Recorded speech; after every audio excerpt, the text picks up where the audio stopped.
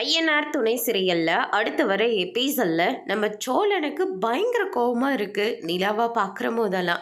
நீங்க எப்படிங்க எனக்கு கசின் சொல்லலாம் அப்படின்னு சொல்லிட்டு நிலா வந்து கேட்கவும், சாரி அண்ணன் சொல்றதுக்கு பதிலாக கசின் சொல்லிட்டேன், தெரியாம சொல்லிட்டேன் அப்படின்ற மாதிரி நிலா வந்து சொல்லிடுறாங்க. அதுக்கு அடுத்துதா போற போக்குல நம்மளையும் அண்ணன்ட்டு போறா, இதெல்லாம் நம்ம இப்படி சும்மாவே விடக்கூடாது, அண்ணனை அண்ணன் கூப்பிட்றதுனால தான் இவன் நம்மளையும் அண்ணன் கூப்பிட்டு போறா அப்படின்னு சொல்லிட்டு சோழன் வந்து புலம்பிட்டே இருக்காரு. அதுக்கு அடுத்ததாக சேரன் கிட்ட போயிட்டு நிலா உன்னை அண்ணன் கூப்பிடக்கூடாதுன்னு சொல்கிறாங்க. அதே மாதிரி சேரனும் நிலா கிட்ட போயிட்டு நீ என்னை அண்ணன் கூப்பிடக்கூடாது அப்படின்ற மாதிரி சொல்கிறாங்க. எனக்கு அப்பா அம்மா அண்ணன் குறை தெரியாமல் இருக்கிறதே நான் உங்களை பார்த்து தான், நீங்கள் மேலே வச்சிருக்கிற அன்புனால தான்.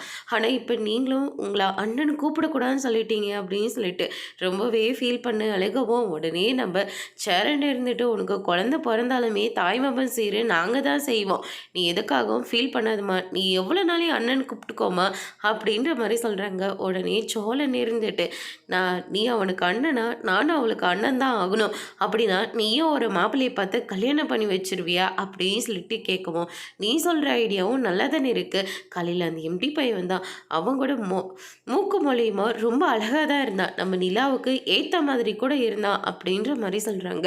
அதுக்கு அடுத்ததாக சோழன் இருந்துட்டும் ராகவுக்கும் நம்ம நிலாவுக்கும் கல்யாணம் ஆகிற மாதிரியெல்லாம் இமேஜின் பண்ணி பார்க்குறாங்க. பார்த்த உடனே பயங்கரமாக ஷாக் ஆகுறாங்க. அதோட இன்னைக்கான பிரம முடிச்சிருக்காங்க. இனி ஐயனார் துணையில் அடுத்தடுத்து என்னெல்லாம் நடக்க போகுதுன்றதை வெயிட் பண்ணி பார்க்கலாம்.